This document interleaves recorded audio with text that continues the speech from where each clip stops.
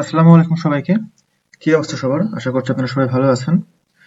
তো আমাদের মিড শেষ না হইতে হইতে ফাইনাল চলে আসছে। আমাদের হাতে সময় কম।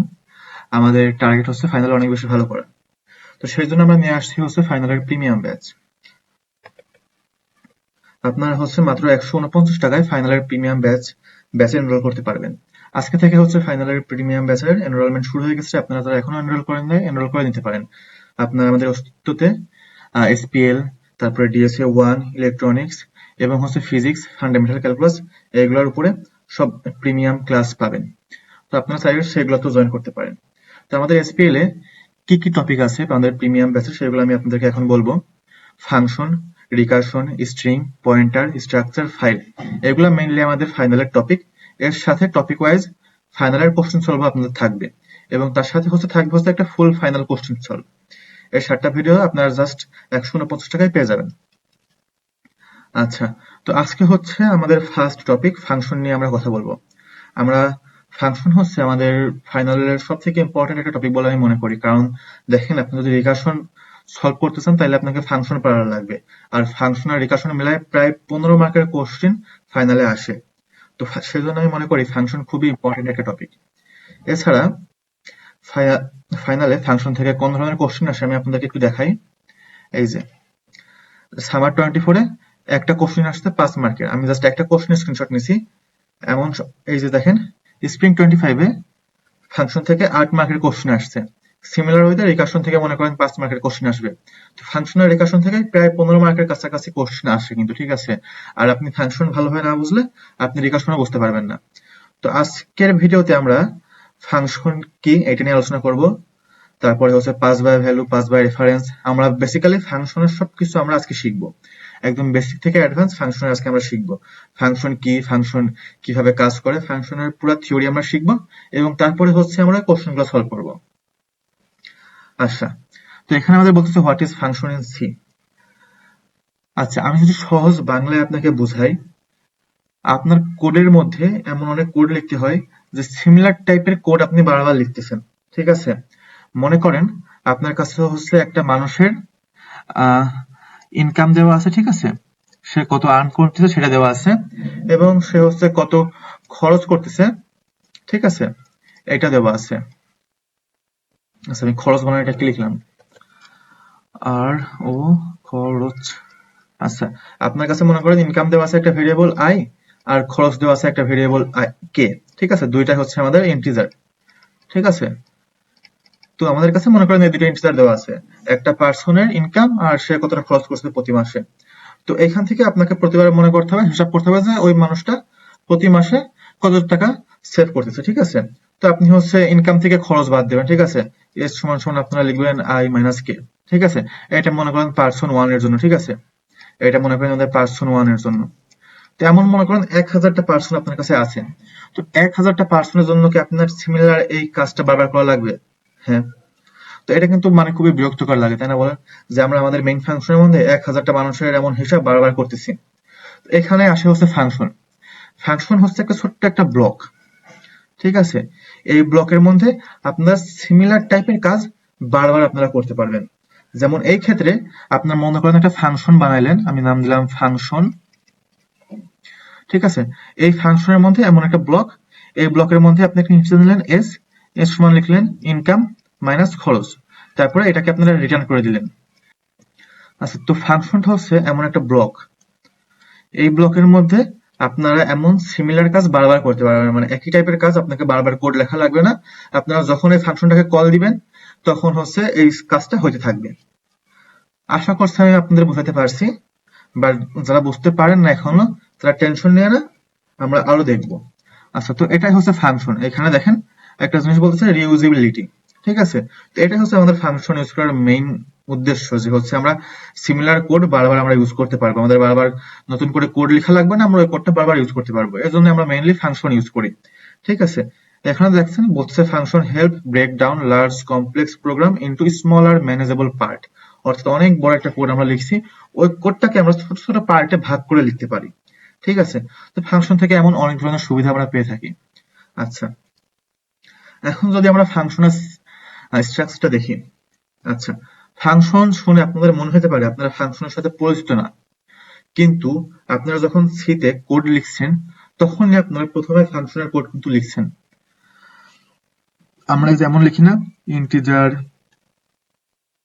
মেইন, তারপরে এই যে নিচে আসে রিটার্ন 0 করি না, তো এইটাই হচ্ছে আমাদের একটা ফাংশন, আর এইটাকে বলা হয় মেইন ফাংশন। ঠিক আছে, এইটা হচ্ছে আপনাদের লেখা সব থেকে প্রথম ফাংশন, এবং এই ফাংশনটাকে আমরা বলি মেইন ফাংশন। এছাড়া আপনারা আরো অনেক রকমের ফাংশন চাইলে আপনারা বানাইতে পারেন। আর একটা ফাংশনের সিনট্যাক্স হচ্ছে সেম এমন একটা সিনট্যাক্স হয় একটা ফাংশনের। প্রথমে দেখেন এটা কি, এটা কি বলেন তো? এটা হচ্ছে ফাংশনের রিটার্ন টাইপ। ঠিক আছে, এটাকে বলা হয় রিটার্ন টাইপ। ঠিক আছে, আর এখানে দেওয়া হয় হচ্ছে ফাংশনের কি, এখানে দেওয়া হয় হচ্ছে নেম, ফাংশনের নেম। ঠিক আছে, আর এইখানে হচ্ছে আমরা ফাংশনটা কি রিটার্ন করতেছি সেটা আমরা বলি। আশা করি আপনারা বুঝতে পারতেছেন। এখানে দেখেন বেসিক স্ট্রাকচারের সঙ্গে এখানে দেওয়া আছে যে প্রথমে আমরা হচ্ছে ফাংশনের রিটার্ন টাইপ দেই। ঠিক আছে, যেমন এই ফাংশনের রিটার্ন টাইপ হচ্ছে ইন্টিজার। রিটার্ন টাইপ বলতে কি, এই যে এইখানে দেখেন আমরা এখানে যে উদাহরণটা দিছিলাম যে হচ্ছে আমরা একটা পার্সনের ইনকাম আর খরচ থেকে হচ্ছে সেই পার্সনটা কতটা সেভ করছে প্রতি মাসে সেটা আমরা বের করতে চাচ্ছি। তো এটা একটা ইন্টিজার হওয়ার কথা না। মনে করেন একটা মানুষ একটা মাসে ইনকাম করছে হচ্ছে 20,000 টাকা, ঠিক আছে, আর সে খরচ করছে 17,000 টাকা, তাহলে সে কত টাকা বাঁচাইলো? 3,000 টাকা, তাই না? তো এটা কি একটা ইন্টিজার ভ্যালু না? এই ফাংশনটা হচ্ছে আমরা যখন এই ফাংশনটাকে আমরা কল দিব, ঠিক আছে, তখন এই ফাংশনটা এই ইন্টিজার ভ্যালু রিটার্ন করবে, আমাকে বলবে যে এই ফাংশনটা এই যে মানুষটা এত হাজার টাকা বাঁচাইছে। তো এই যে এই এত হাজার টাকা, এটা কি একটা ইন্টিজার না? এটাকে ডাটা টাইপ, তাই না? তো ফাংশনটা মেইনলি এই ডাটা টাইপটাকে রিটার্ন করে। আচ্ছা, তো এইটা হচ্ছে আমাদের ফাংশনের একটা বেসিক স্ট্রাকচার। আমরা প্রথমে হচ্ছে লিখি রিটার্ন টাইপ। আমি আবার আপনাদেরকে বলতেছি, আমরা প্রথমে লিখি হচ্ছে রিটার্ন টাইপ, তারপরে আমরা দেই হচ্ছে ফাংশনের নেম। ঠিক আছে, এর মধ্যে আমরা দেই হচ্ছে ফার্স্ট ব্র্যাকেট শুরু করি এবং ক্লোজ করি। এর মধ্যে আমরা কিছু প্যারামিটার পাস করি। ঠিক আছে, প্যারামিটার বলতে কি বোঝাচ্ছে সেটা আমরা কিছুক্ষণ পরে দেখবো। আমরা ফার্স্ট ব্র্যাকেটের মধ্যে কিছু প্যারামিটার পাস করি, তারপর সেকেন্ড ব্র্যাকেট দেই, তারপর এখানে এসে হচ্ছে রিটার্ন করি, একটা ভ্যালু আমরা রিটার্ন করি। যেমন আমরা মেইন ফাংশনে অলওয়েজ 0 রিটার্ন করতাম। ঠিক আছে, আমরা এখানে একটা ভ্যালু রিটার্ন করি, তারপরে আমরা ফাংশনটা ক্লোজ করি। এটা হচ্ছে আমাদের একটা মেইন ফাংশনের আমাদের একটা ফাংশনের বেসিক স্ট্রাকচার। তো আপনারা আশা করি বুঝতে পারছেন, যারা এখনো বুঝতে পারেন নাই আমি আরো বিস্তারিত বলবো, আপনারা ধৈর্য ধরেন। তো এখন এখানে যাই, এখানে বলতেছে এখানে দেখেন একটা সিম্পল আমাদের একটা ফাংশন আছে, যে ফাংশনটা দুইটা ভ্যালু যোগ করে পাঠাইতেছে। তো আপনাকে মনে করেন কোশ্চেন করা হলো যে আপনার কাছে হচ্ছে দুইটা ইন্টিজার আছে, you have two integer, you have two integer, you have two integer, you have to make a function, you have to make a function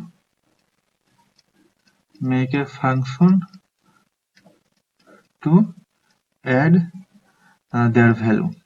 ঠিক আছে, আপনারা কিন্তু এই টাইপের কোশ্চেনই পাবেন। ঠিক আছে, মানে ডেসক্রিপটিভ কোশ্চেন, আপনাকে একটা মানে বড় একটা কোশ্চেন দেওয়া হবে এবং সেই কোশ্চেন আপনারা বলতে হবে আপনাদের কি কি কাজ করতে হইতেছে। ঠিক আছে, তো এখানে বলতেছে you have two integer, you have to make function to add দেওয়ার ভ্যালু। আচ্ছা, তো দেখেন আমার কাছে দুইটা ইন্টিজার দেওয়া আছে। ঠিক আছে, তো দুইটা ইন্টিজার দেওয়া আছে, ওই দুইটা ইন্টিজারের ভ্যালু আমরা যোগ করতে হবে। ঠিক আছে, আমরা একটা মেইন ফাংশন আমরা এখানে লিখি। ঠিক আছে, আমরা লিখি ইন্টিজার মেইন, এটা তো আমাদের মেইন ফাংশন, তাই না?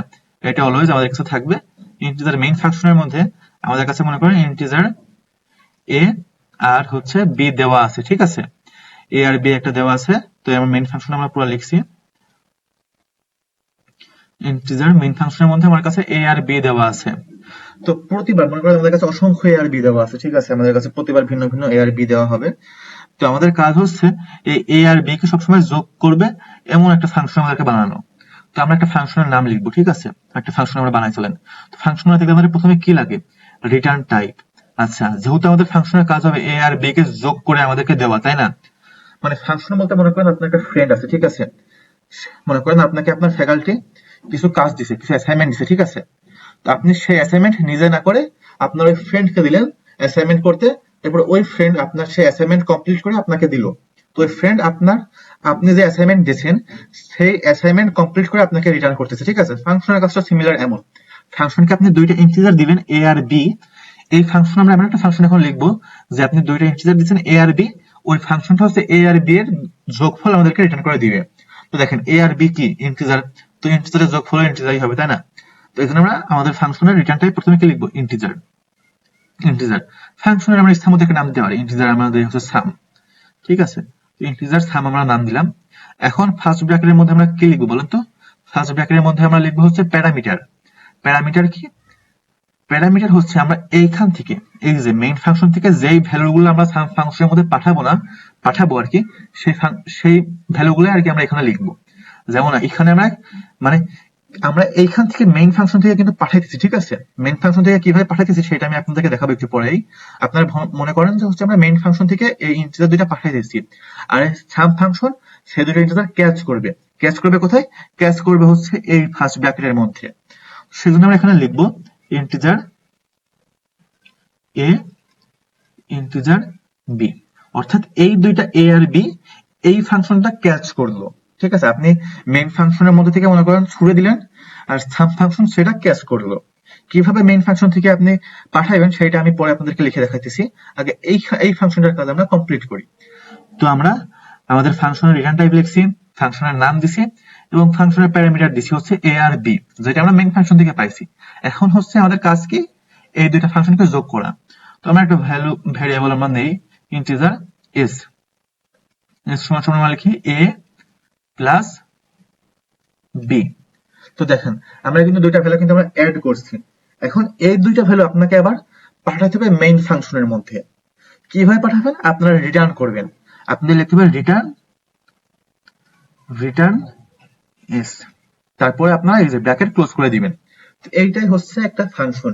এই ফাংশনটা কি করতেছে, এই যে এ আর বি কে হচ্ছে ক্যাচ করতেছে, ঠিক আছে? এ আর বি কে ক্যাচ করতেছে, তারপরে কিছু ক্যালকুলেশন এখানে করতেছে, দেন এই যে এই এসটাকে আবার এখানে পাঠাই দিয়েছে।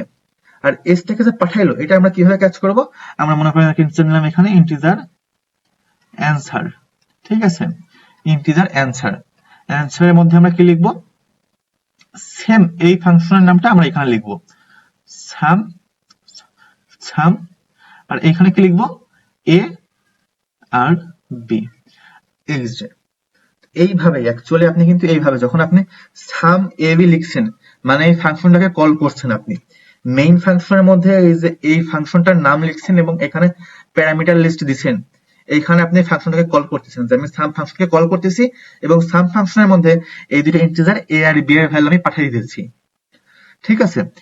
এর মানেই হচ্ছে আপনি সাম এ আর বি কে হচ্ছে পাঠিয়ে দিতেছেন এই ফাংশনের মধ্যে। আর এই সাম ফাংশনটা এই যে এখান থেকে আপনি মনে করেন বল ছুড়ে মারলেন, এ আর বি দুইটা ইন্টিজারকে ছুড়ে মারলেন, আর এই সাম ফাংশনটা এইখানে এসে হচ্ছে সেই দুইটা ইন্টিজার ক্যাচ করলো, ঠিক আছে? ক্যাচ করার পরে সে ভিতরে কিছু ক্যালকুলেশন করে সে আবার এখান থেকে সব করে কিছু রিটার্ন করে এই যে এই অ্যান্সারের মধ্যে দিয়ে দিল। অর্থাৎ সাম এ আর বি যে কাজটা করতেছে সেই কাজটার ভ্যালু আমরা এই যে এই অ্যান্সারের মধ্যে পাবো। আশা করি আপনারা বুঝতে পারতেছেন। তো এ আর বি এর ভ্যালু আপনারা মনে করেন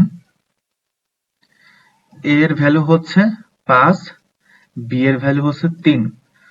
তো আপনি যখনই 5 আর 3 এর ভ্যালু এর মধ্যে দিলেন, সাম ফাংশনের মধ্যে দিলেন, সাম ফাংশন কি করলো? 5 আর 3 কে যোগ করে 8 বানাইলো, তারপরে এই 8টাকে এই যে এমন করে রিটার্ন করে অ্যান্সারের মধ্যে রিটার্ন করে দিল। এখন যদি আমরা এখানে অ্যান্সার প্রিন্ট করি, প্রিন্টএফ অ্যান্সার করি, ঠিক আছে? তাহলে হচ্ছে এই যে আমাদের এই 8 এই ভ্যালুটা হচ্ছে আমাদের প্রিন্ট হবে। একটা জিনিস আপনারা অবশ্যই খেয়াল রাখবেন, আপনারা যখন ফাংশন কল করবেন তখন এ আর বি এর ডাটা টাইপ লেখার কোনো প্রয়োজন নাই। কিন্তু আপনারা যখন ফাংশন থেকে ক্যাচ করবেন, অর্থাৎ প্যারামিটারের মধ্যে যখন লিখবেন এ আর বি, তখন অবশ্যই ফাংশনের ভেরিয়েবলের ডাটা টাইপ লিখতে হবে। যেমন আমি এখানে লিখছি integer A, integer B, but এখানে কিন্তু আমি উল্লেখ করে দেয় না এটা কি, কারণ আমাদের দেখেন এটা মেইন ফাংশনের মধ্যে আছে, আমরা বুঝতে পারতেছি এ আর বি কি, ঠিক আছে?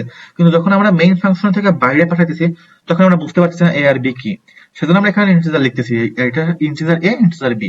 আচ্ছা, আশা করি আপনারা বুঝতে পারছেন, ফাংশনের বেসিক স্ট্রাকচার আপনারা ধরতে পারছেন। এখন হচ্ছে আমরা পরের স্লাইডে যাব। আচ্ছা, এখানে হচ্ছে ফাংশনের রিটার্ন টাইপ নিয়ে একটু বিস্তারিত আলোচনা করা আছে। তো ফাংশনে দেখেন আমাদের এই ফাংশনের রিটার্ন টাইপ ছিল হচ্ছে ইন্টিজার, ঠিক আছে? কিন্তু ইন্টিজার হইতে পারে, আবার দেখেন যদি ইন্টিজার না যদি ফ্লোট হইতো, ঠিক আছে, তাহলে কি আমাদের ফ্লোট টাইপ হইতে পারতো না? হ্যাঁ, ফাংশনের অনেকগুলো রিটার্ন ডাটা টাইপ আছে, যেমন ভেরিয়েবলের ডাটা টাইপ আছে, যেমন ফাংশনের রিটার্ন টাইপ আছে। ফাংশনের কিছু কমন রিটার্ন টাইপ হচ্ছে ইন্টিজার, ঠিক আছে। ইন্টিজার হচ্ছে কি করে, ইন্টিজার নাম্বার রিটার্ন করে, ফ্লোট হচ্ছে দশমিকের ভ্যালু রিটার্ন করে, ডাবল হচ্ছে ডাবল রিটার্ন করে। আরেকটা হচ্ছে ক্যারেক্টার। এখানে আরেকটা হচ্ছে ভয়েড। ভয়েড মানে কি? ভয়েড মানে হচ্ছে এমন একটা ফাংশন, যখন একটা ফাংশনের মানে রিটার্ন টাইপ থাকবে হচ্ছে ভয়েড, তখন আপনারা বুঝবেন যে এই ভয়েড ফাংশনটা কোনো কিছু রিটার্ন করবেন না। যেমন এই যে এখানে আপনারা দেখতে পাচ্ছেন, এখানে একটা কোড লেখা আছে যে ভয়েড প্রিন্ট গ্রিটিং, এখানে প্রিন্ট করতেছে, বাট দেখেন এটা কিন্তু কোনো কিছু রিটার্ন করতেছে না। হ্যাঁ, যখন একটা ফাংশনের ডাটা টাইপ থাকবে হচ্ছে ভয়েড, তখন সেই ফাংশনটা কোনো কিছু রিটার্ন করবে না। যদি রিটার্ন করে তাইলে সেখানে ইরর পাবেন আপনারা করে, অর্থাৎ যে ফাংশনের রিটার্ন টাইপ হচ্ছে ভয়েড, সেই ফাংশনে কোনো কিছু রিটার্ন করে না। বাদ বাকি যে ইন্টিজার, ফ্লোট, ডাবল, ক্যারেক্টার, এইগুলো সবই হচ্ছে ইন্টিজার, এইগুলা সবই হচ্ছে এই ডাটা টাইপ গুলাকে রিটার্ন করে। আরেকটা ফাংশনের ডাটা টাইপ আছে যেটা আমি লিস্টেড করতে ভুলে গেছি, সেটা হচ্ছে বুল। ঠিক আছে, নাম শুনে আপনারা বুঝতে পারছেন, আপনারা যেমন বুলিয়ান ভেরিয়েবল পড়ছেন, তো বুলিয়ান ভেরিয়েবল আমরা কি সত্য আর মিথ্যা, 1 0। তো এই বুলিয়ান ফাংশনে হচ্ছে রিটার্ন কি করে, রিটার্ন 1 করে, অথবা হচ্ছে রিটার্ন 0 করে। রিটার্ন 1 মানে কি, রিটার্ন 1 মানে হচ্ছে ট্রু, আপনি 1 না লিখে ট্রু লিখতে পারেন। আর রিটার্ন 0 মানে কি, রিটার্ন 0 মানে হচ্ছে ফলস। বুলিয়ান ফাংশন অলওয়েজ এই দুটো জিনিস রিটার্ন করে। আচ্ছা, তো আমরা এতক্ষণে ফাংশন পড়ছি, ফাংশনের রিটার্ন টাইপ পড়ছি, এখন আমরা নেক্সট স্লাইডে যাব। আচ্ছা, এখন হচ্ছে আমরা লোকাল ভ্যারিয়েবল আর হচ্ছে গ্লোবাল ভ্যারিয়েবল, এই যে লোকাল ভ্যারিয়েবল আর গ্লোবাল ভ্যারিয়েবল নিয়ে আলোচনা করব। তার আগে আপনাদেরকে দেখাই যে কেন আমি এটা নিয়ে আলোচনা করতেছি। এই যে দেখেন, এমন ম্যানুয়াল ট্রেসিং এর কোশ্চেন কিন্তু প্রতিবার আসে, ঠিক আছে। এবং দেখেন এখানে বলছে notice the use of local and global variable, ঠিক আছে। তো লোকাল আর গ্লোবাল ভ্যারিয়েবল কি, এই দুটো না জানলে আপনারা এই টাইপের কোশ্চেন সলভ করতে পারবেন না, আপনারা ভুলভাল সলভ করবেন। সেজন্য লোকাল এন্ড গ্লোবাল ভ্যারিয়েবল এই দুইটা কি আপনাদেরকে একটু ভালোভাবে বুঝতে হবে। আচ্ছা, তো লোকাল ভ্যারিয়েবল মানে কি, এখানে দেখেন বলতেছে local variables are declared and defined exclusively within a function's scope. মানে কি হচ্ছে, মনে করেন আপনার এটা একটা ফাংশন, ঠিক আছে, এই ফাংশনের মধ্যেই মনে করেন আপনি একটা ইন্টিজার এ বানাইলেন, ঠিক আছে। তো এই ইন্টিজার এটা হচ্ছে এই যে এই ব্লকটার লোকাল ভেরিয়েবল, ঠিক আছে। আপনি যদি পরবর্তীতে আরেকটা মনে করেন, আপনি পরবর্তীতে আরেকটা ব্লক বানাইলেন, মানে আরেকটা ফাংশন বানাইলেন, ঠিক আছে, এই ফাংশনের মধ্যে আপনি এই বিটাকে সরাসরি ইউজ করতে পারবেন না, ঠিক আছে। হ্যাঁ, অর্থাৎ আমরা যখন হচ্ছে এখানে আমরা উদাহরণ দেখছি, উদাহরণ আমরা কি দেখছি একটু দেখি আপনাদের। এই যে এই উদাহরণগুলো আমরা দেখাচ্ছি না, integer A, integer A B, ঠিক আছে, এইগুলা কি বলেন তো, এইগুলো হচ্ছে মেইন ফাংশনের মধ্যেই আছে। তো ইন্টিজার এ আর বি হচ্ছে এই মেইন ফাংশনের লোকাল ভেরিয়েবল, ঠিক আছে। আমরা যদি এমন করে না পাঠাইতাম, ঠিক আছে, সাম এ আর বি কে যদি না পাঠাইতাম এর মধ্যে, তাহলে আমরা কিন্তু এই সাম ফাংশনের মধ্যে এগুলোকে ইউজ করতে পারতাম না, ঠিক আছে। তো লোকাল ভেরিয়েবল হচ্ছে একটা ফাংশনের মধ্যেই থাকে, ঠিক আছে, তাকে আমরা বাইরে ইউজ করতে পারি না। এখানে দেখেন কিছু উদাহরণ দেওয়া আছে, declare inside the curly braces of a function.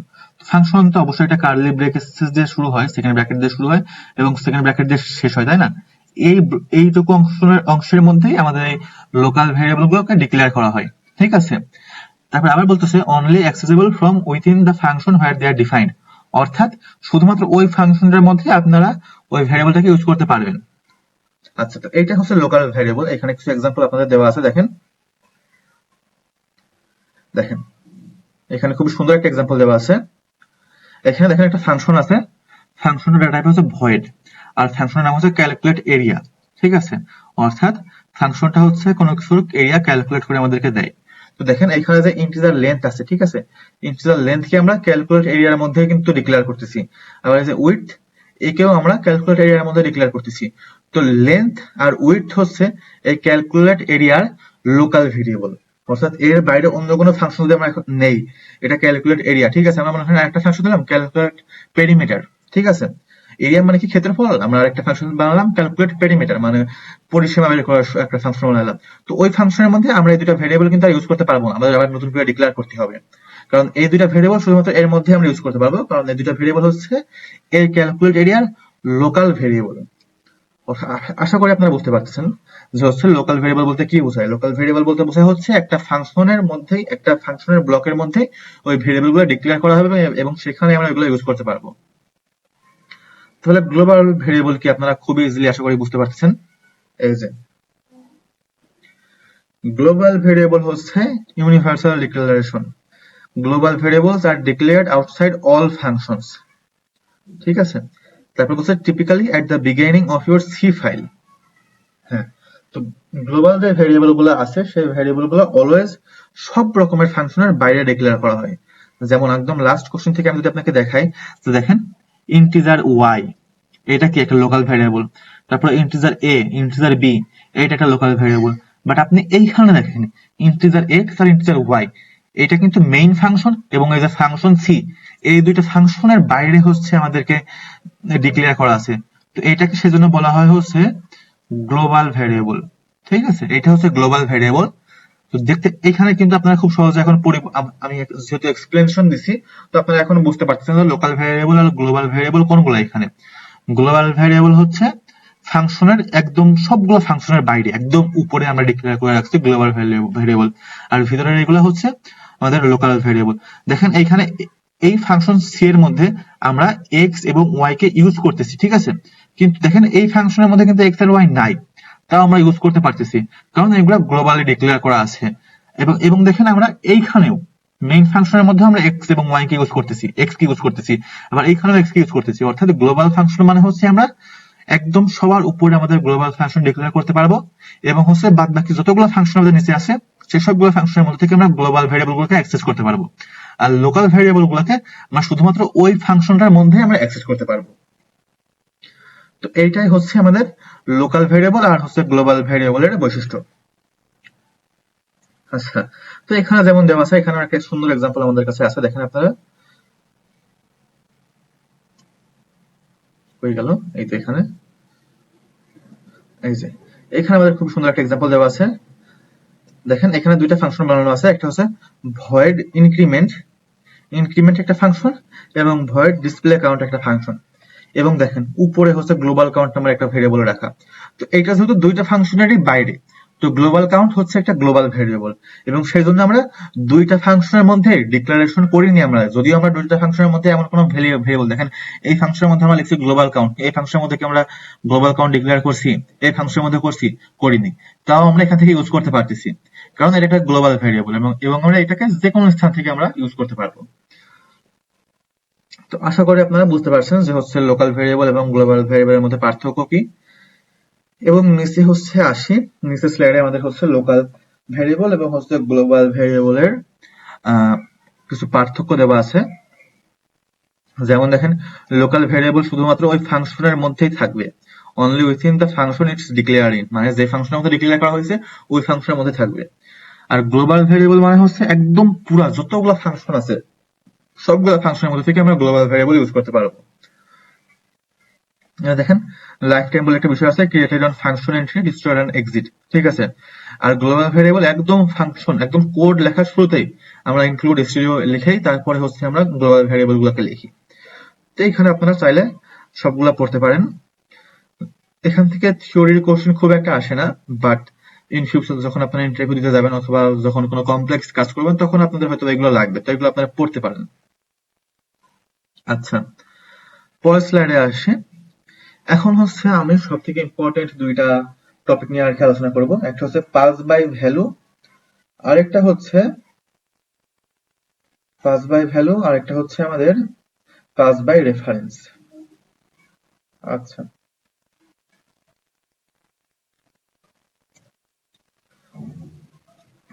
আচ্ছা, পাস বাই ভ্যালু দুইটা কিন্তু খুবই ইম্পর্টেন্ট একটা টপিক। আপনারা ইন ফিউচারে যখন কমপ্লেক্স কাজ করবেন, ঠিক আছে, যখন আপনারা ওপি করবেন তারপরে ডিএসএ করবেন, সেখানে এইগুলা নলেজ থাকা খুবই ইম্পর্টেন্ট, পাস বাই ভ্যালু আর হচ্ছে পাস বাই রেফারেন্স। দেখেন পাস বাই ভ্যালু মানে কি, পাস বাই ভ্যালু মানে হচ্ছে ওয়ার্কিং উইথ কপিস, ঠিক আছে। আর পাস বাই রেফারেন্স মানে কি? পাস বাই রেফারিং মানে হচ্ছে একদম কপি না, আমরা সরাসরি ওই ভেরিয়েবলটাকে পাঠাইতেছি। আমি আরেকটু ডিটেইলস ক্লিয়ারলি বলি আপনাদেরকে। এখানে যাই, এই যে, তো এখানে দেখেন আমাদের কাছে একটা মেইন ফাংশন আছে, ঠিক আছে। তো এই মেইন ফাংশন থেকে এই যে এই চেঞ্জ চেঞ্জ নামের এই ফাংশনটাকে আমি কল করতেছি এবং তার মধ্যে আমরা এক্স এটাকে পাঠিয়ে দিতেছি এবং সেখানে আমরা এটাকে এক্স হিসাবে ক্যাপচার করতেছি, ঠিক আছে। এই যে আমরা শুরুতে দেখেন এখানে কিন্তু আমরা কি করছি, একদম শুরুতে যে এক্সাম্পলটা আমি আপনাদেরকে দিচ্ছি এটাতে ফিরে যাই আমি। এই যে এখানে আমি এ আর বি কে এই যে এই সামের মধ্যে পাঠাইছি। তো এইখানে আমরা পাস করছি, বাট কিভাবে পাস করছি, পাস বাই রেফারেন্স নাকি পাস বাই ভ্যালু? হ্যাঁ, তো এইটা আমি আপনাদেরকে এখন দেখাবো যে কিভাবে পাস করা বলতে আমি কি বুঝাই। আচ্ছা, মনে করেন আপনার কাছে বিশাল একটা মেমোরি আছে, ঠিক আছে, অনেক বড় একটা মনে করেন মেমোরি। মেমোরিটাকে একটা এমন একটা বক্স আপনারা কল্পনা করেন, ঠিক আছে, মেমোরিকে এমন একটা বক্স কল্পনা করেন আপনারা। আর এই মেমোরির মধ্যে মনে করেন আপনি অনেকগুলা কোড এখানে লেখা আছে, ঠিক আছে, অনেকগুলা ভেরিয়েবল সবকিছু এখানে আছে। মনে করেন আপনি এখানে ছোট্ট একটা ইন্টিজার এ বানাইলেন, ঠিক আছে, এখানে ছোট্ট একটা ইন্টিজার এ বানাইলেন। আচ্ছা, পাস বাই ভ্যালু মানে হচ্ছে আপনি মনে করেন এটা মনে করেন আমাদের মেইন ফাংশন, ঠিক আছে, এটা মনে করেন আমাদের মেইন ফাংশন। আর এই এই এতে আমরা এটা যেহেতু লাল ব্লকটা মনে করেন একটা মেমোরি, ঠিক আছে, মেমোরিতে অবশ্যই একটা জায়গাতে এই ইন্টিজার এটা আছে, তাই না? তো সেটাকে আমরা মনে করেন একটা লোকেশন দিই, ঠিক আছে, একটা লোকে এমন একটা লিখি লক, ঠিক আছে, মনে করেন এই লোকেশনে এলওসিটি লোকেশনে আমাদের এই এ ভেরিয়েবলটা আছে, ঠিক আছে। তো যখন আপনি হচ্ছে পাস বাই ভ্যালু করেন, ঠিক আছে, যখন আপনি হচ্ছে পাস বাই ভ্যালু করেন তখন হচ্ছে আপনি এই এর একটা কপি বানান, কপি বানায় তারপরে এই ফাংশনটার মধ্যে মনে করেন আপনি পাঠাইলেন, ঠিক আছে। পাস বাই ভ্যালু মানে হচ্ছে এই ইন্টিজার এর একটা সিমিলার কপি আপনি বানায় আপনি এই ফাংশনের মধ্যে পাঠাইলেন। আর পাস বাই রেফারেন্স মানে হচ্ছে pass by reference pass by reference মানে হচ্ছে আপনি এই যে এই লোকেশনটা সহ পাঠাইতেছেন, বুঝছেন, আপনি হচ্ছে এই লোকেশনটা সহ পাঠাইতেছেন, অর্থাৎ এই লোকেশনে যে ভ্যালুটা আছে সেই ভ্যালুটাকে আপনি পাঠাইতেছেন, আপনি কোনো কপি ক্রিয়েট করতেছেন না। পাস বাই ভ্যালুর সময় আপনি একটা কপি ক্রিয়েট করে পাঠাইছিলেন এই ফাংশনটার মধ্যে, ঠিক আছে, মনে করেন এটা হচ্ছে আরেকটা ফাংশন, ঠিক আছে, এটা হচ্ছে আরেকটা ফাংশন, ফাংশন 1, ঠিক আছে, এটা হচ্ছে ফাংশন 2, আর এটা মনে করেন মেইন ফাংশন। তো আপনি পাস বাই ভ্যালু মানে হচ্ছে আপনি এখান থেকে এর একটা কপি ক্রিয়েট করে এর মধ্যে পাঠাইলেন। এখন যদি আপনি লেখেন যে এ সমান সমান, এখানে মনে করেন আমাদের ছিল হচ্ছে এ সমান সমান ছিল হচ্ছে 10, ঠিক আছে, আপনি যদি এখানে লেখেন এ সমান সমান 20, ঠিক আছে, তাহলে এই কপিটা চেঞ্জ হয়েছে, ঠিক আছে। আমাদের এই মেইন এর মধ্যে যে এটা আছে এই এটার ভ্যালু আমাদের 10ই আছে, ঠিক আছে, মেইন এর এটার মধ্যে আমাদের ভ্যালু এর ভ্যালু 10ই আছে, কারণ আপনি পাস বাই ভ্যালু যখন করছেন তখন হচ্ছে একটা কপি পাঠাইছেন, এই কপিটার ভ্যালু 20 হয়েছে, ঠিক আছে। কিন্তু আপনি যখন পাস বাই রেফারেন্স করছেন এবং রেফারেন্স করে যখন এর ভ্যালু 20 লিখছেন তখন হচ্ছে আমাদের এইখানে এই এর ভ্যালু আর 10 নেই, তখন আমাদের এর ভ্যালু চেঞ্জ হয়ে গেছে 20। কারণ পাস বাই রেফারেন্স মানে হচ্ছে আপনি একদম এই এক্সাক্ট লোকেশনে যে এটা আছে সেই এটাকে পাঠাইছেন। পাস বাই ভ্যালুতে আপনি কি করছিলেন, একটা কপি পাঠিয়ে দিয়েছিলেন, কিন্তু পাস বাই রেফারেন্সে আপনি লোকেশন সহ পাঠাইছিলেন। তো এই লোকেশনে যে এটা আছে সেই এটার ভ্যালুই চেঞ্জ হয়ে আমাদের 20 হয়েছে। আর এইখানে এই এটার একটা কপির ভ্যালু 20 হয়েছে, বাট অ্যাকচুয়াল ভ্যালু 10ই ছিল পাস বাই ভ্যালুর সময়। কিন্তু পাস বাই রেফারেন্সের সময় আপনি লোকেশন সহ পাঠাইছেন, সেই জন্য হচ্ছে এই লোকেশনে যে এটা আছে সেই এর ভ্যালুটা চেঞ্জ হয়ে 20 হয়েছে। আচ্ছা, আশা করি আপনারা বুঝতে পারছেন পাস বাই ভ্যালু আর পাস বাই রেফারেন্স কি। তো ছোট্ট একটা এক্সাম্পল দিলে আপনাদের আরো ক্লিয়ার হবে, ঠিক আছে। আমাদের মনে করেন একটা মেইন ফাংশন আছে, আমি এখানে যে এক্সাম্পলটা আছে এক্সাম্পল আবার নতুন করে আপনাদেরকে লিখে আরো ভালোভাবে বুঝাইতেছি, ঠিক আছে। ইন্টিজার মেইন এখানে আছে, ঠিক আছে, আর আপনি একটা ইন্টিজার নিলেন হচ্ছে এ, ঠিক আছে, এর ভ্যালু হচ্ছে 10, ঠিক আছে। তারপরে হচ্ছে আপনি লিখলেন চেঞ্জ নামের একটা ফাংশন, সেই চেঞ্জ ফাংশনের মধ্যে আপনি কি লিখলেন, চেঞ্জ ফাংশনের মধ্যে আপনি এই এটাকে পাঠিয়ে দিলেন, ঠিক আছে, চেঞ্জ ফাংশনের মধ্যে আপনি এই এটাকে পাঠিয়ে দিলেন। এখন যদি এই এটাকে আপনি প্রিন্ট করেন, প্রিন্টএফ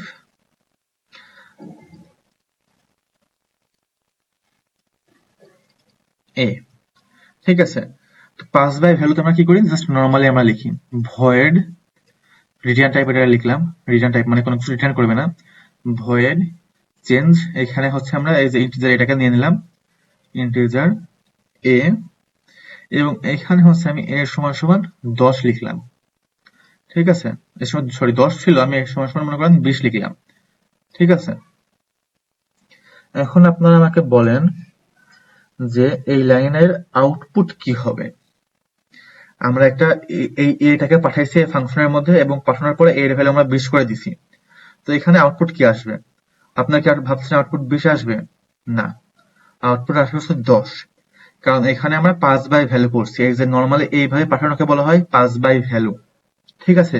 পাস বাই ভ্যালু বলতে আমরা এর একটা কপিকে এখানে পাঠাইছি, এই এটাকে আমরা পাঠাই নাই, এর একটা কপি বানায় আমরা এখানে পাঠাইছি, তারপরে সেই কপিটার ভ্যালু আমরা 20 রাখছি, বাট আমাদের মেইন ফাংশনের মধ্যে যে এটা আছে সে এটার ভ্যালু 10ই রয়ে গেছে, সেই জন্য 10 আমাদের প্রিন্ট হয়েছে।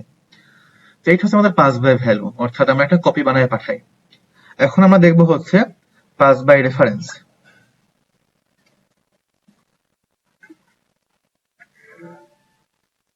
আচ্ছা, পাস বাই রেফারেন্স মানে হচ্ছে দেখেন, pass by reference involves sending the memory address of a variable to a function.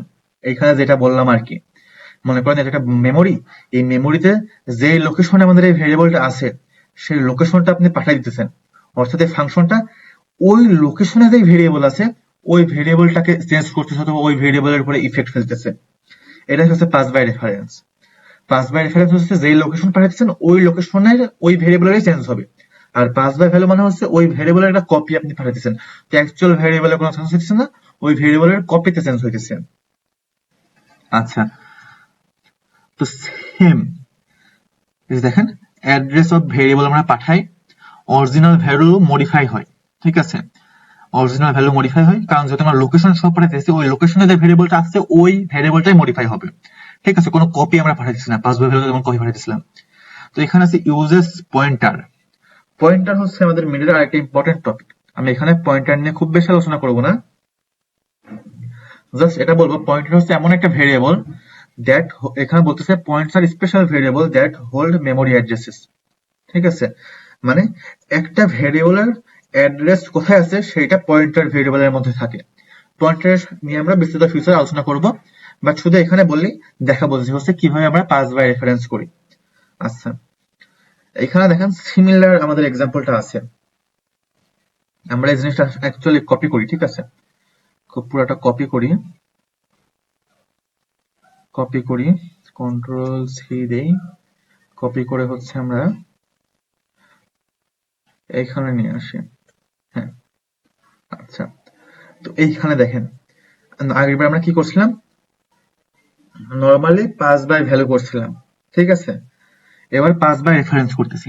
Pass by reference করতেছি মানে এই যে উপরে দেখেন আমরা একটা ছোট্ট একটা পয়েন্টারের সাইন অ্যাড করে দিলাম, এইটা হচ্ছে আমাদের পয়েন্টারের সাইন, ঠিক আছে। এখানে যে পয়েন্টারটা পড়লাম না, ইউজেস পয়েন্টার, পয়েন্টার যখন আমরা কোনো পয়েন্টার ভ্যারিয়েবল ডিক্লেয়ার করি তখন হচ্ছে আমরা এই সাইনটা ইউজ করি। এটা হচ্ছে আমার কিবোর্ডে Shift+8 ক্লিক করলে এই ভ্যারিয়েবলটা আর কি আসে, এই সাইনটা আসে। তো যখন হচ্ছে আমরা পাস বাই রেফারেন্স করি তখন ভেরিয়েবলের আগে এই যে পয়েন্টার সাইন লাগাই দিই, এবং যখন আমরা চেঞ্জ করতেছি তখন একটা পয়েন্টার সাইন আমরা লাগাই দিতেছি। অর্থাৎ কি হইতেছে, আমরা এই যে এইখানে যে এটা পাঠাইতেছি না, এই এর লোকেশন সহ চলে যাইতেছে আমাদের এই চেঞ্জ ফাংশনের মধ্যে, তারপরে এই লোকেশনে যে ভেরিয়েবলটা আছে সেই ভেরিয়েবলটাকে চেঞ্জ করতেছে। তো এখন যদি আমরা প্রিন্ট করি, আগের বার 10 প্রিন্ট হয়েছিল, এখন 10 প্রিন্ট হবে না, এখন আসলে 20 প্রিন্ট হবে। অর্থাৎ পাস বাই রেফারেন্স মানে হচ্ছে লোকেশন সহ পাঠাই দেওয়া এবং ওই লোকেশনে যে ভেরিয়েবলটা আছে ওই ভেরিয়েবলটাকে চেঞ্জ করা। আর পাস বাই ভ্যালু মানে হচ্ছে একটা কপি বানায় পাঠাই দেওয়া, তো মেইন যে ভেরিয়েবলটা থাকে ওই ভেরিয়েবলটার কোনো ইফেক্ট পড়ে না। আশা করি আপনারা বুঝতে পারছেন যে হচ্ছে পাস বাই ভ্যালু আর পাস বাই রেফারেন্সের মধ্যে পার্থক্য কি। আচ্ছা, তো এখানে আমাদের কিছু এক্সাম্পল আর কি কিছু ডিফারেন্ট দেওয়া আছে, ঠিক আছে। পাস বাই ভ্যালু আর হচ্ছে পাস বাই রেফারেন্সের মধ্যে কিছু আমাদের দেওয়া আছে, আপনারা এগুলো হচ্ছে দেখবেন। এখান থেকে কিন্তু থিওরিটিক্যাল কোশ্চেন আসতে পারে, আপনারা জাস্ট এই স্লাইডটা দেখলে আপনাদের মনে কভার হয়ে যাবে, এগুলো নিয়ে এক্সট্রা পড়া লাগবে না। ওকে, ছোট ছোট কয়েকটা অংশে ভাগ করে আপনাদের সামনে দেওয়া হয়। তো আপনারা যখন পড়বেন এমন কখনোই করবেন না, আপনারা একবার পুরো কোশ্চেনটা পড়ে নিবেন, ঠিক আছে? ফুল কোশ্চেনটা পড়ার পরে তারপরে হচ্ছে আপনারা ফুল কোশ্চেনটা পড়ার তারপরে যে হচ্ছে আপনারা ছোট ছোট পার্টে সলভ করার চেষ্টা করবেন। কখনোই এমন চেষ্টা করবেন না যে ফুল কোশ্চেনটা আপনাদের একবার সলভ করতে হবে। তো চলেন আমরা এখানে পড়ি কোশ্চেনটা, যে আমাদের কি করতে বলতেছে। আমাদেরকে বলতেছে হচ্ছে ইমপ্লিমেন্ট গেট সাম মিন, ঠিক আছে? এই নামের একটা ফাংশন আমাদেরকে বানাইতে হবে, which computes sum and mean of marks of n student from an input array A। আচ্ছা, তো আমাদের একটা অ্যারে থেকে হচ্ছে n সংখ্যক স্টুডেন্টের হচ্ছে সাম এবং মিন অর্থাৎ যোগফল এবং গড় আমাদের বের করতে হবে। ওকে, তো প্রথমে আমাদের কি বলতেছে, in the main function initialise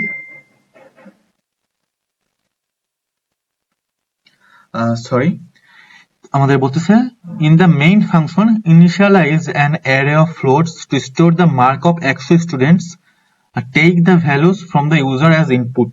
ওকে, তো দেখেন আমাদের প্রথমে এখানে মেইন ফাংশনের কাজ শুরু করতে বলছে। তো আমি আপনাদেরকে একটা বিষয় জানাই রাখি, যে হচ্ছে আমরা সাধারণত কোড লেখার সময় হচ্ছে সবার নিচে মেইন ফাংশনটা লিখি, এবং হচ্ছে এই যে ফাংশনগুলো লিখি সেগুলা নরমালি আমরা কোডের মধ্যে কোড ব্লকসে মেইন ফাংশনের উপরে লিখি, তারপরে একদম নিচে এসে মেইন ফাংশন আমরা লিখি। যদি আমরা ফাংশনকে উপরে ডিক্লেয়ার করি তাহলে নিচে গেছে তার কাজকর্ম করতে পারি, বাট অত প্যার আমরা নেই না, ঠিক আছে? আমরা হচ্ছে একদম উপরে হচ্ছে আর কি ফাংশন গুলা লিখি, আর হচ্ছে তারপরে একদম নিচে মেইন ফাংশনটা লিখি। তো এখানে আপনাদের আমার মনে হয় না যে হচ্ছে অর্ডারটা ম্যাটার করবে, আপনাদের জাস্ট যেগুলো করতে বলছে ওইগুলো করলে আপনারা ফুল মার্ক পেয়ে যাবেন, ঠিক আছে? তো আমরা এখানে এখন মেইন ফাংশনটা লিখবো। আমাদের মেইন ফাংশনের মধ্যে কি করতে বলছে, প্রথমত আমরা একটা অ্যারে বানাবো, ফ্লোটের অ্যারে, এবং সাইজ হবে 100টা, এবং ওই অ্যারেটা আমরা হচ্ছে ইনপুট নিব। ওকে, তো চলুন আমরা এটা করি। আমরা হচ্ছে একটা মেইন ফাংশন লিখি, ইন্টিজার মেইন, ঠিক আছে? ইন্টিজার মেইন আমরা লিখি, তারপরে আমাদের ফ্লোট টাইপের একটা অ্যারে আমরা লিখি, অ্যারে বানাই। অ্যারে, এটার নাম কি দিব, এটার নাম অ্যারে না দিয়ে আমি দিই হচ্ছে মার্কস, ঠিক আছে?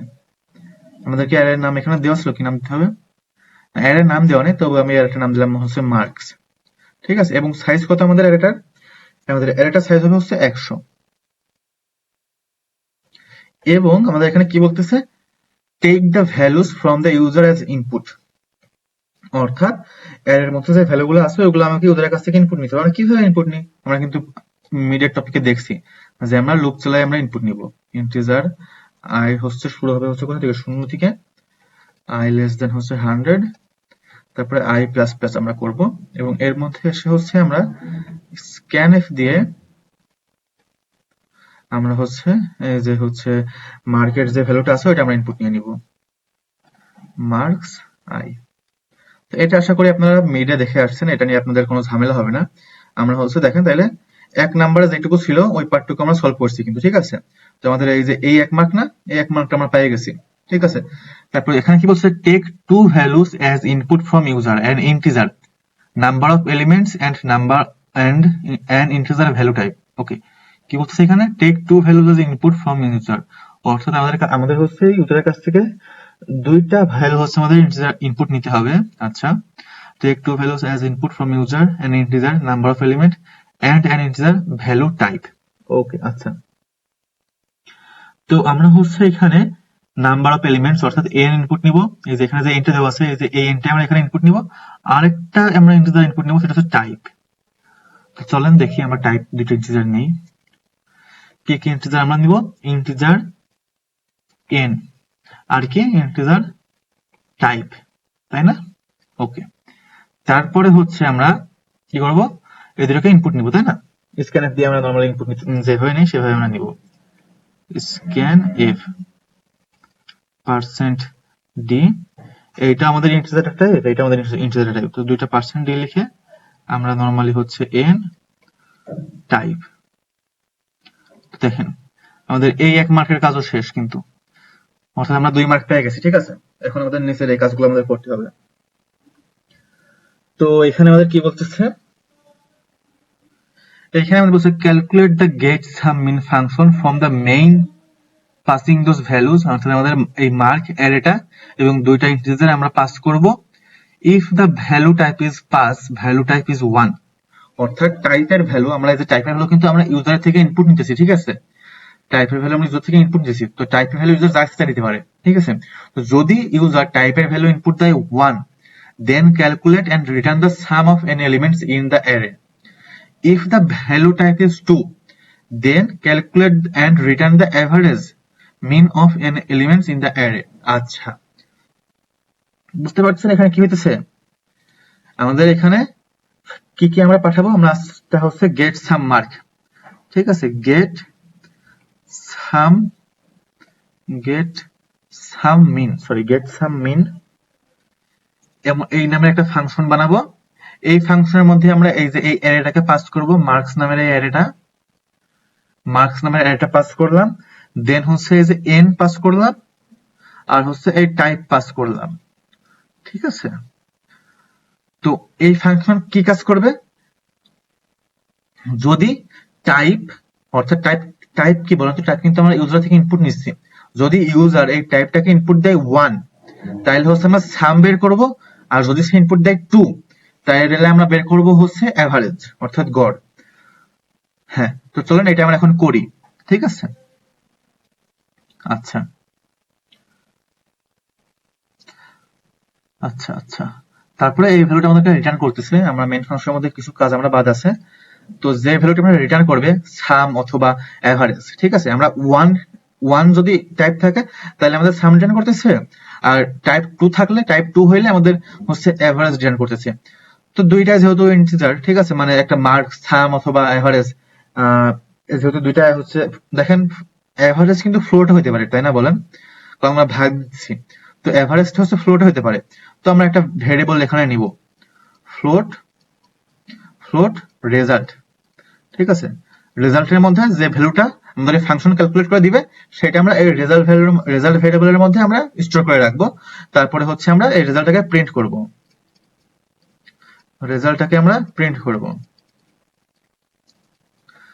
রেজাল্ট। হ্যাঁ, তো মেইন ফাংশনের কাজ আমাদের মোটামুটি শেষ, মেইন ফাংশন নিয়ে আমাদের আর কোনো মাথা ব্যথা নেই। এখন হচ্ছে আমরা, আচ্ছা কি হয়েছে, সরি,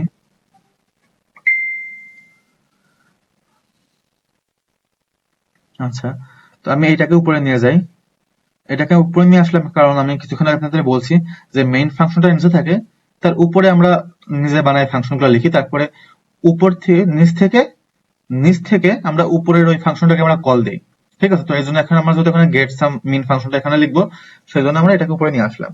আচ্ছা, তো আমাদের এখন এই যে এই ফাংশনটা আমাদের ইমপ্লিমেন্ট করতে হবে এখন আমাদের 3 নাম্বারের জন্য, তাই না।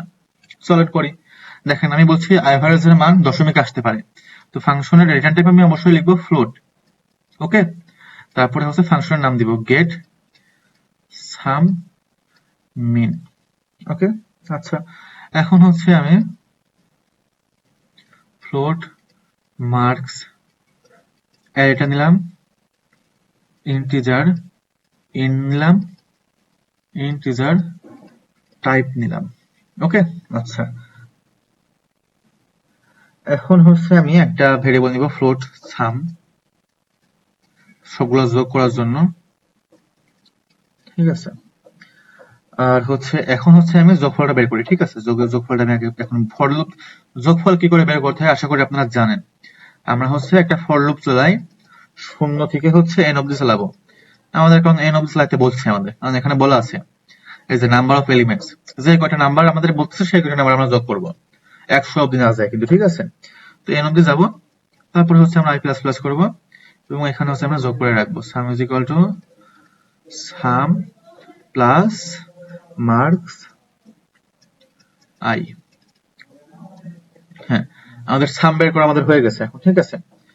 এখন আমাদেরকে রিটার্ন করতে হবে, এখানে কি বলতেছে দেখেন, এখানে if type is 1 then calculate and return sum, অর্থাৎ যদি আমরা এখন কন্ডিশন লিখবো, if type is equal to 1 type 1 হলে আমরা কি রিটার্ন করব? টাইপ 1 হলে আমরা রিটার্ন করব হচ্ছে সাম, রিটার্ন সাম, তাই না? আর টাইপ যদি 1 না হয়, মানে টাইপ যদি 2 হয়, এলস টাইপ 2 হইলে আমরা এভারেজ রিটার্ন করব। এভারেজ আমরা কিভাবে রিটার্ন করতে পারি? ইজি, তাই না? Return sum divided by N, অর্থাৎ যোগফলকে আমরা নাম্বার দিয়ে ভাগ দিলে আমরা এভারেজ গড় পেয়ে যাই। তো এটা ছিল আমাদের হচ্ছে এই যে ফাংশনটা। তো 2 লাইনের সিম্পল কিছু কোড, তো এটা করলে আপনারা ফুল মার্ক পেয়ে যাবেন। আচ্ছা, তো এই ছিল হচ্ছে আমাদের সামার 24 এর কোশ্চেন। এখন হচ্ছে আমরা সলভ করব স্প্রিং 25 এর কোশ্চেন। সেম কাজকর্ম আমাদের এখানে করতে বলছে, ঠিক আছে? আমরা কিছুক্ষণ আগে যা সলভ করছি এখানে আমাদের সিমিলার হইতে সেগুলো আমাদের সলভ করতে হবে। তো এখানে আমাদের কি বলতেছে? Write a function Celsius to Fahrenheit that take a temperature in Celsius as a parameter and return the equivalent temperature in Fahrenheit. অর্থাৎ আমাদের এমন একটা ফাংশন লিখতে হবে যে ফাংশনের মধ্যে আমি একটা টেম্পারেচার দিলাম, মনে করেন আমি একটা টেম্পারেচার দিলাম 34 ডিগ্রি সেলসিয়াস, ঠিক আছে? তো এটা এই সেলসিয়াসে দিব, তো এইটা হচ্ছে আমাদেরকে x ডিগ্রি ফারেনহাইটে মনে করেন রিটার্ন করে আমাদেরকে দিবে। তো এটাই হচ্ছে আমাদের বিষয়। আচ্ছা,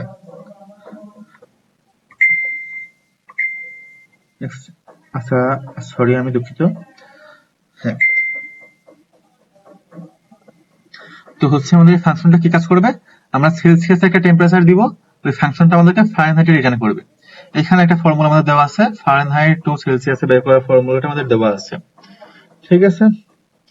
তো চলেন শুরু করি। ওকে, তো আমাদের প্রথমে কি বলছে? আমরা এ নাম্বারটা আগে সলভ করবো না, ঠিক আছে? তো এর এ আমরা হচ্ছে এই ফাংশনটা আমরা এখন লিখবো। আচ্ছা, ফ্লোটে লিখি, ঠিক আছে? কারণ ফাংশন তাপমাত্রা কিন্তু দশমিকে আসতে পারে, ঠিক আছে? কারণ 34.5 ডিগ্রি সেলসিয়াস অথবা 101.2 ডিগ্রি ফারেনহাইট, ঠিক আছে? আমার টেম্পারেচার দশমিক আসতে পারে, তো রিটার্নটাই আমরা লিখবো ফ্লোট। তারপরে ফাংশনের নাম কি? সেলসিয়াস টু ফারেনহাইট,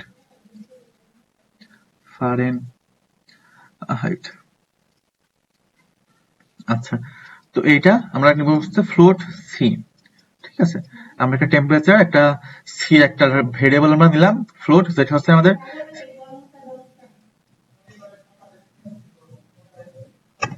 তো এই সি ভেরিয়েবলটা হচ্ছে আমাদের হচ্ছে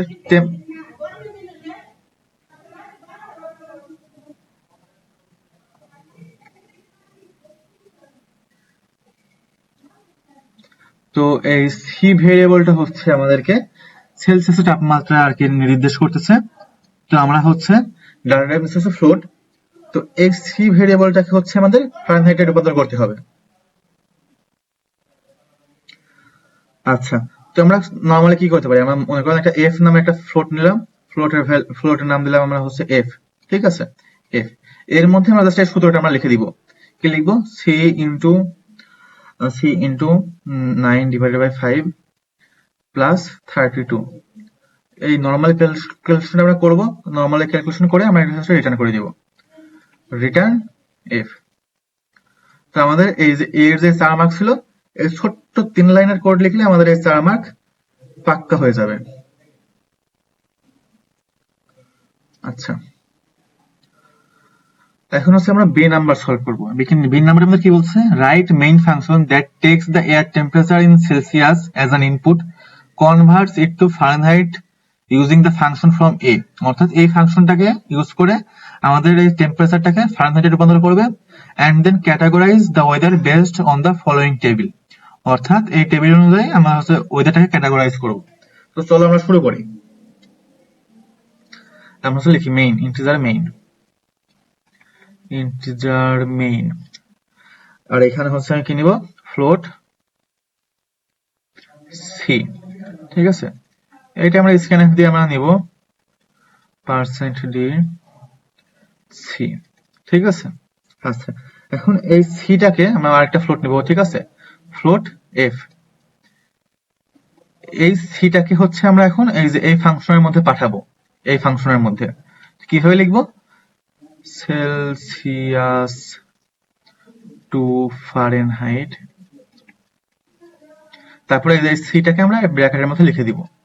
অর্থাৎ এই সিটাকে আমরা সেলসিয়াসে পাঠাবো, আমাদের এই ফাংশনটা সব ক্যালকুলেট করবে, ক্যালকুলেট করে এই ক্যালকুলেশনটা করে এই এফটা ফারেনহাইটে রিটার্ন করবে। সেই এফটাকে আমরা এই ফ্লোট এফ এর মধ্যে আমরা রাখতেছি। ঠিক আছে, এখন এই ফ্লোট এফ এর উপরে বিবেচনা করে আমাদের হচ্ছে এই যে টেবিলটা আমাদের কমপ্লিট করতে হবে যে তাপমাত্রা যদি 68 থেকে কম হয় তাহলে ওয়েদার হচ্ছে কোল্ড। ঠিক আছে, এটা আমরা তাহলে লিখি যে if F is less than 68, তাহলে আমরা কি প্রিন্ট করব? তাহলে আমরা এখানে প্রিন্ট করব হচ্ছে print F cold, cold weather. ঠিক আছে, তারপরে লিখবো এলস ইফ যদি 68 থেকে 82.4 এর মধ্যে থাকে। আচ্ছা, এফ তাহলে আমরা লিখতে পারি হচ্ছে F less than or equal to 82.4। তাহলে আমরা কি লিখবো? তাহলে আমরা লিখবো হচ্ছে মডারেট। ওকে, প্রিন্টএফ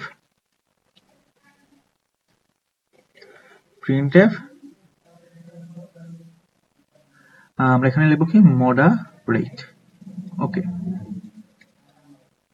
আচ্ছা, আর তাছাড়া যদি তার থেকে বেশি হয়, এই যে 82.4 বেশি হলে কি হট, তো আমরা এটা এখানে লিখবো এলস, আমরা প্রিন্টএফ এর মধ্যে লিখবো প্রিন্টএফ হট। তো এখানে আমরা ছোট একটা ভুল কিন্তু করছি, এখানে যদি টেম্পারেচার হয়, যদি এফ এর মান যদি 1 হয় তাহলে আমাদের হট প্রিন্ট করবে। ঠিক আছে, টেম্পারেচার আমাদের 1 হইলেও হট প্রিন্ট করবে, 1 2 3 4 হইলে আমাদের হট প্রিন্ট করবে। তো আমরা এখানে আমরা চাইলে আমরা এলসিএফ দিয়ে লিখতে পারি যে 82.4 এর বেশি হইলে হট প্রিন্ট করবে। বাট এটা লিখলে আপনাদের ফুল মার্ক পাওয়ার কথা, আশা করি না আপনাদের স্যাররা এত মার্ক কাটবে। আচ্ছা, তো এখন হচ্ছে আমরা লাস্ট প্রবলেমটা সলভ করব। লাস্ট প্রবলেমটা হচ্ছে আমাদের ফল 24 এর কোশ্চেন। আমাদের হচ্ছে ম্যানুয়াল ট্রেসিং করে এই আউটপুটটা আমাদেরকে বের করতে হবে। ওকে, also determine the output of the following code. Notice the use of local and global variable in different context.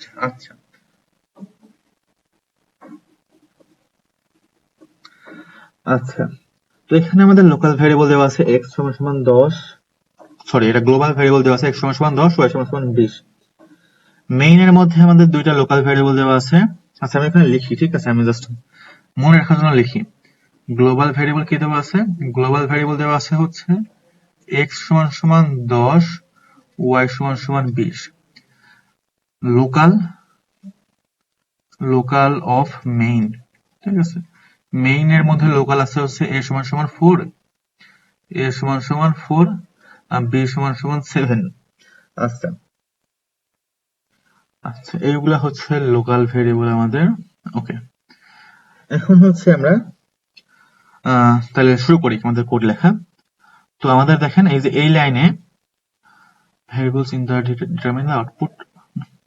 আচ্ছা, তো আমাদের হচ্ছে এই যে এই লাইনে a আর b ডিক্লেয়ার করা আছে, তারপর a আর b কে আমাদের এই ফাংশনের মধ্যে পাঠানো হইতেছে। ঠিক আছে, তো পাঠানোর পরে আমরা কি লাইনটা কোন লাইনটা প্রিন্ট হইতেছে এটা আমাদের দেখাইতে হবে। তো দেখেন এই যে এই ফার্স্ট লাইনটাই আমাদের কি হইতেছে? ফার্স্ট লাইনটাই হচ্ছে আমাদের y সমান 5 হইতেছে। আচ্ছা, এই যে এই ইন্টিজার y, এটা লোকাল না গ্লোবাল বলেন তো? এটা কিন্তু এর ফাংশন সি এর লোকাল ভ্যারিয়েবল। আমি এখানে লিখতেছি লোকাল অফ ফান সি হচ্ছে y সমান 5। কারণ দেখেন y কে এবার নতুন করে ডিক্লেয়ার করতেছে। আপনি জুম করে আমরা আপনাদেরকে দেখাই,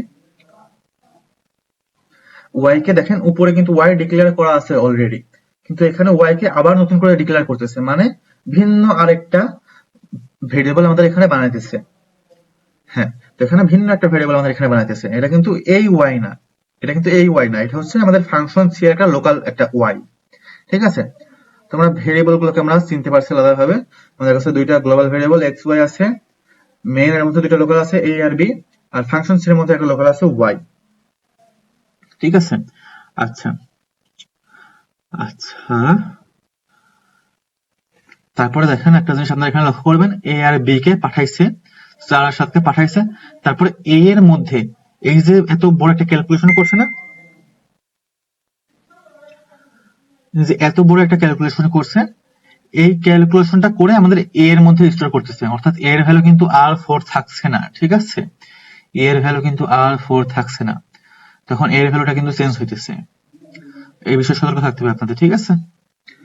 তো এর ভ্যালু চেঞ্জ হবে, বাট বি এর ভ্যালু চেঞ্জ হবে নাকি আমরা পরে একটু দেখি এখানে, ঠিক আছে। এখানে আমরা তাহলে চলার ম্যানুয়াল টেস্ট আমরা শুরু করি আমাদের অ্যান্সার।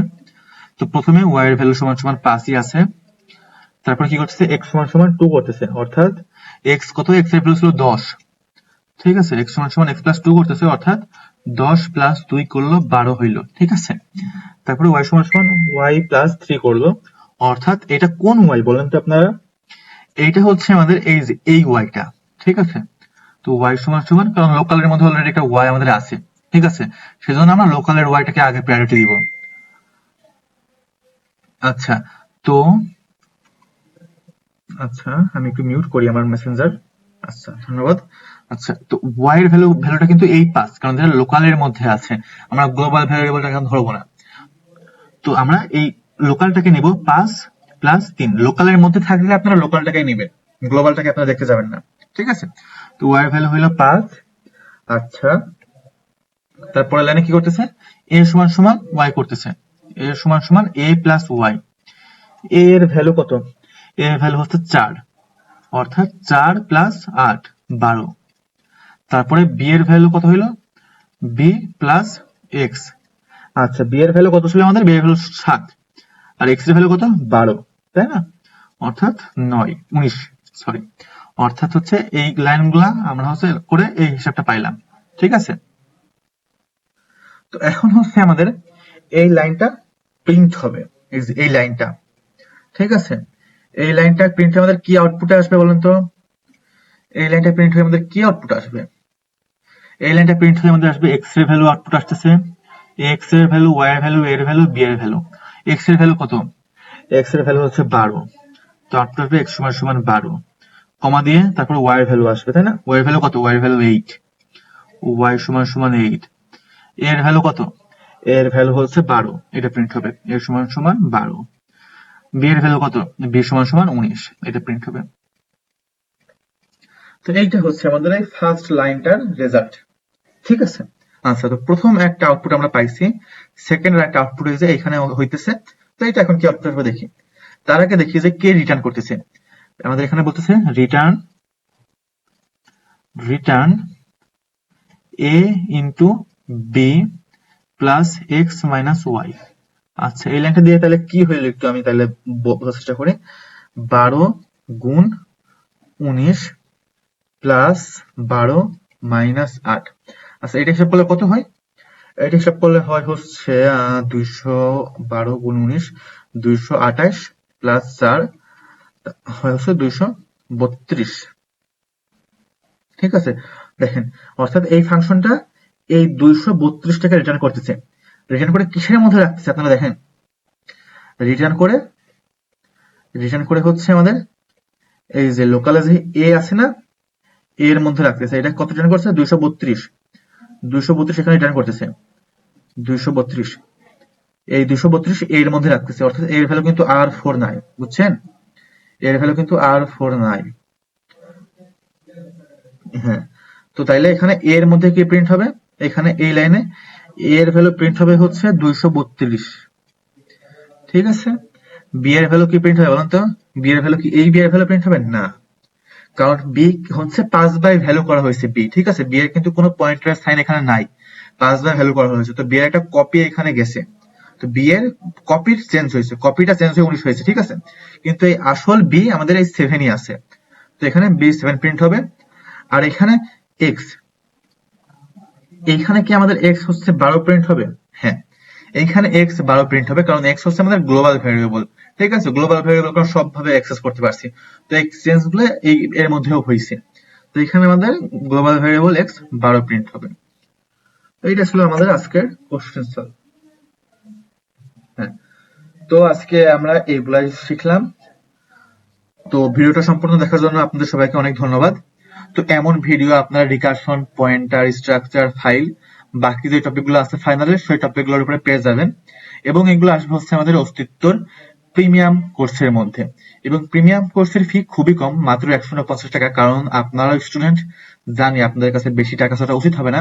আমরা এটাকে প্রিমিয়াম এই জন্য করছি কারণ এতদিন ওয়েবসাইটে মেনটেন করতাম আমরা হচ্ছে নিজেদের টাকা থেকে, ঠিক আছে। তো এইটা ইদানিং কষ্ট হইতেছে, তো আপনাদের কাছ থেকে ছোট্ট অল্প পরিমাণ কিছু অর্থ আমরা চাইতেছি। তো ইন ফিউচার আপনাদেরকে সাহায্য করবো আরো বেশি আমরা, সেই জন্য আপনারা শুধুমাত্র 150 টাকা দিয়ে আমার এই এসপিএল কোর্সটাতে এনরোল করতে পারেন আরো এমন ভিডিও পাওয়ার জন্য। আচ্ছা, ধন্যবাদ সবাইকে এই ভিডিওটা দেখার জন্য। দেখা হচ্ছে পরবর্তী ভিডিওতে।